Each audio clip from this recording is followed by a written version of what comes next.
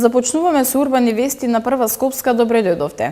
ЈСП Скопје воведува бесплатни автобуски линии за време на викенди и државни празници. Повеќе за ова дознаваме веднаш по генералната најава. Останете со нас.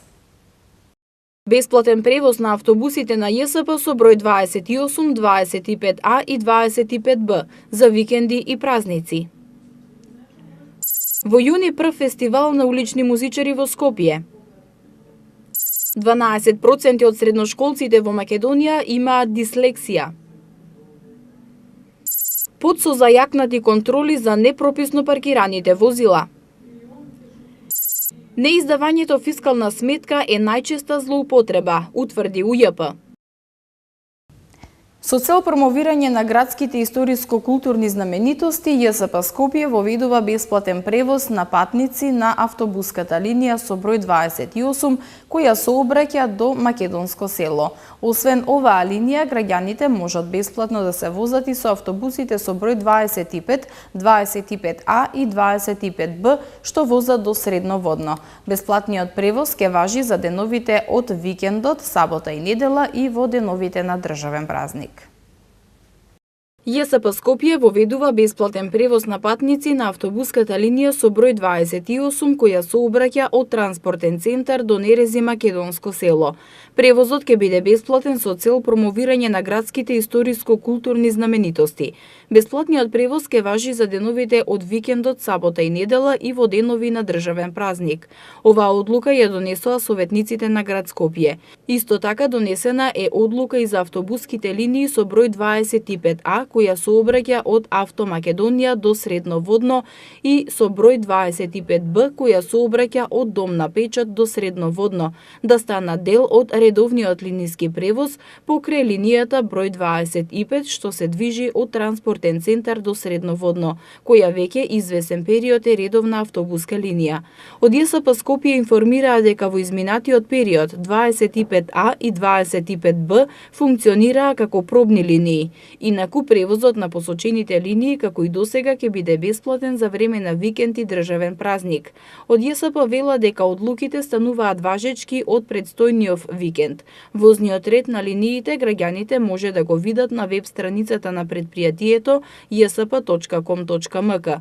Од ЈСП информираа дека потребата за воведување на бесплатен превоз на претходно посочените линии е иницијатива од град Скопје по предлог на голем број на граѓани, пред се од еколошки аспект и ставање во контролирано и регулирано движење до Средноводно и подрачјето на Нерези до Македонско село. Од ЈСП сметаат дека поволностите за бесплатен превоз ќе ги поттикнат граѓаните да ги остават своите возила и да го користат јавниот автобуски превоз за време на викенди и државни празници, а со тоа ќе се придонесе за зачувување на природните убавини кои ги има планината Водно и подрачјето на Нерези. Оваа одлука пред се има за цел заштита на природните убавини, поголем и почист простор за одмор, спорт и рекреација, каде граѓаните може да уживаат. Од утре почнува летното сметање на работното време на паркиралиштата на градски паркинг. Од предпријатието им порачуваат на корисниците на услугите да бидат внимателни и навремено да вршат уплата, со што би се спречило нивно казнување. Градски паркинг Скопје соопшти дека од утре 1 јуни почнува летното сметање на работното време на јавните површини наменети за паркирање, со кои стопанисува ова јавно предпријатие. Работното време во зоните А, Б, С и Д ќе биде од понеделник до сабота од 7 до 23 часот. Од градски паркинг им препорачуваат на сите корисници на услугите да бидат внимателни и навремено да извршуваат наплата при паркирање согласно со наведеното работно време, со што би се спречило нивно казнување. Во предстојниот период, јавното предпријатие Паркинзи центар со зајакнати контроли ќе ги санкционира сите непрописно паркирани возила со цел да се реши проблемот со неправилното паркирање и сообраќајниот метеж во општина Центар. Во текот на вчерашниот ден биле санкционирани 162 возила. Јавното предпријатие Паркинзи центар од вчера и во наредните денови ќе врши зајакнати контроли на паркиралиштата со кои стопанисува предпријатието. Екипите на ПОД секојдневно ќе ги санкционираат сите непрописно паркирани возила кои ќе бидат затекнати на паркиралиштата со цел да се реши проблемот со неправилното паркирање и сообраќајниот метеж во општина Центар, информираат од предпријатието. Во текот на вчерашниот ден беше извршена детална контрола во зона 1 и зона 0 и беа санкционирани 162 непрописно паркирани возила и во наредниот период контролите ќе продолжат и во другите паркиралишта со кои стопанисува предпријатието. 12% од средношколците во Македонија се дислектичари, додека 60% од наставниците сметаат дека имаат потреба од обука за соодветен третман на лица со дислексија. Досегашните истражувања покажале дека учениците со дислексија значително заостануваат во постигнатите успеси во споредба со своите врсници, но и дека со правилен третман оваа состојба се надминува. Не сум чуден, само имам дислексија. Е насловот на проектот на кој членови на Сдруженијето за дислексија Ајнштајн денеска ги презентираа резултатите од проведеното истражување за степенот на запознатост на наставниот кадар во основните училишта во општините Аеродром, Карпош, Центар и Киселавода. Дислексијата како состојба е многу малку третирана од страна на македонските стручни лица, што доведува до мали и сиромашни познавања, пред се на наставниците, кои први треба да го препознаат ова пореметување кај децата, а потоа и кај родителите, од кои се очекува да бидат поддршка за своите деца, кои покрај трудолюбивоста не успеваат да постигнат високи резултати како своите врсници. Младиот Дамјан Николовски, кој самиот е дислектичар, вели дека голем е процентот на средношколци дислектичари, но тврди дека доколку наставниците се квалитетно обучени за оваа проблематика, голема е можноста лицата со дислексија да постигнат голем успех во образованието. Учениците со дислексија најлесно се препознаат во кај учениците кои што се во оделенска настава, кога се уште мали, затоа што како растат веќе градат одбранбени стратегии кои што наставниците многу потешко може да ги забележат недостатоците. Симптомите на дислексија се недоволно добро развиено четиво за читање, пишување, преместување на буквите при читање, нагаѓање на зборови при читање, неможност убаво да се напишат буквите, проблеми со математиката, тоа се некои основни знаци по кои што може да се препознае дислексијата. Дислексичарите секогаш ќе покажат послат успех во однос на останатите ученици, особено во нашиот образовен систем кој што е тотално не адаптиран за нивните потреби. Сања Наумовска, која е мајка на дете со дислексија, проговори за моментот кога се појавиле првите симптоми кај нејзината ќерка, како и подоцнежните потешкоти со кои се соочуваат. Дислексијата кај мојата ќерка ја откривме кога имаше околу 7 години, бидејќи во тој период децата во училиште практично ги откриваат буквите и бројките, кои што подоцна во животот им представуваат проблем. Дислексијата практично во нашето формално образование представува потешкотија која што им оневозможува да го следат наставниот процес еднакво со другите деца, бидејќи имаат проблем во пишувањето, во читањето, во следењето на наставникот кој што пишува на табла, во одговарањето на писмените задачи, бидејќи во рамките на 1 час треба да се прочитаат, да се сватат и да се напишат задачите кои што им се зададени. За да не излезат од образовниот процес комплетно необразовани и изфрустрирани дислектичарите, Наумовска упати апел до наставниците да посветат поголемо внимание на часовите на децата кои имаат проблем навреме да го совладаат наставниот материјал. Доколку се работи со децата со дислексија, тие во животот можат да постигнат еднаков и поголем успех од нивните врсници, заради тоа што постојат методи во светот кои што се развиени за работа со децата со дислексија. Проблемот е што дислексијата не е дефинирана институционално како појава. Проблемот е што наставниот кадар нема насоки точно утврдени по кои методи треба да работи и да ги поттикнува децата да се развиваат. И резултатите од оваа состојба се што децата практично не само што излегуваат недоволно едуцирани од образовниот систем, туку излегуваат и многу искомплексирани и повлечени и недоволно социализирани. Одржувањето на 17-тото издание на фестивалот на европски филм Cinedejs е доказ за големината на овој фестивал. За таа цел Cinedejs доби големо признание и е акредитиран во меѓународната асоциација. Од град Скопје информираа дека ова признание е огромно значење за нашиот град Скопје. Фестивалот на европскиот филм Cinedejs се одржува по 17-ти пат, што е гарант и предуслов за признавањето на неговиот квалитетен успех и е синоним за промоција на европската кинематографија. Председателката на Советот на град Скопје, Љубица Јанчева, присуствуваше на свеченоста по повод акредитирањето на фестивалот на европскиот филм во меѓународната асоциација и добивањето на големото признание. Јанчева истакна дека град Скопје е горд поради акредитирањето на Cinedejs и добивањето на признанието, кои пак сублимирани се од огромно значење за нашиот град Скопје, во смисла афирмирање на градот Скопје како град со огромен креативен човечки потенцијал и ресурси за развивање на филмската индустрија, но и за афирмирање на нашата филмска култура и творечка меморија од оваа, но и пред се од онаа страна на границата. Улични музичари со бројни посетители застанати околу нив, кои уживаат во нивната изведба, ваква е сликата на уличните музичари во светските метрополи. Во Македонија, иако оваа уметност се уште е во развој, сепак има многу млади и талентирани улични музичари кои го раздвижуваат духот на градот. Дел од нив преку уличната уметност остваруваат дополнителен профит, а на дел тоа им е единствениот профит. Но љубовта кон музиката и измамувањето насмевка кај минувачите им е заедничка работа.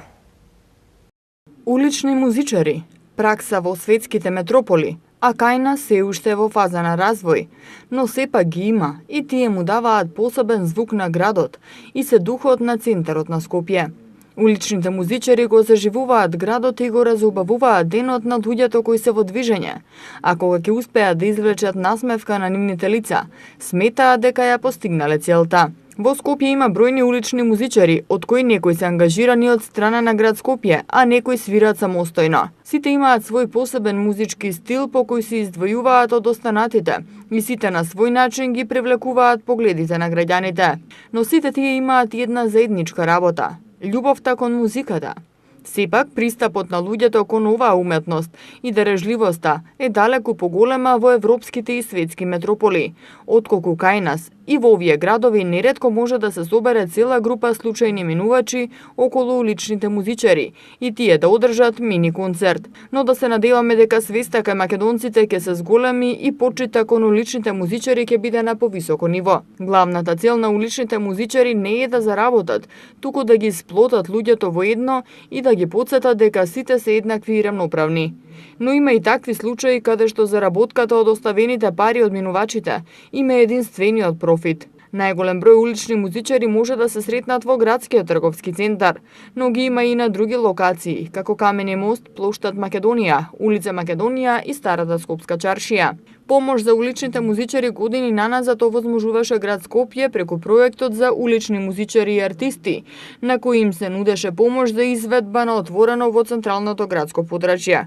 Оваа година град Скопје ќе го организира првиот фестивал на улични музичари Скопје Street Music Festival, кој ќе се одржи од 21 до 24 јуни. Во 4 дена на 6 различни локации, публиката ќе има можност да слушне различна музика изведена од врвни музичари, но и од аматери. Уличните фестивали нудат една посебна убавина и магија, пред се заради непосредноста и интеракцијата што се создава меѓу изведувачите и публиката. Организаторите велат дека ваквите настани на отворено се многу значаен фактор за развој на културното живење во градот. Визијата е да се создаде фестивал кој ќе ги урне стереотипите за уличната уметност и ќе ја направи квалитетната музика достапна за сите граѓани. Покрај домашните на Скопје Street Music Festival, предвидено е да настапат и улични музичари од Хрватска, Србија и Грција.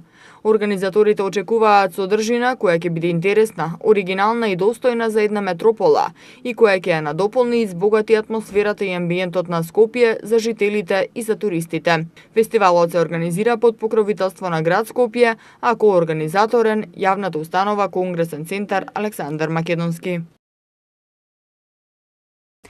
Најталентираните ученици од основните училишта од општина Киселавода ќе бидат наградени од страна на општината.